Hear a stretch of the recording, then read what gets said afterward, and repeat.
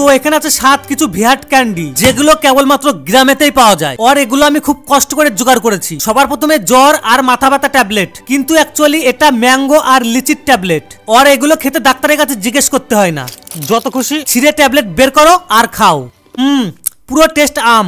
Next injection candy, এটা দিয়ে রোগীকে ঢিস, এটা ইনজেকশন দিতে হয় না, এটা শুধুমাত্র পুশ করে খেতে হয়। ঠিক আছে, এবার টুথব্রাশ ক্যান্ডি। দেখো আমার কাছে কত টুথব্রাশ ক্যান্ডি, কোনটা স্ট্রবেরি, কোনটা পাইনাপেল, আর এটা তো কাঁচা আপেল।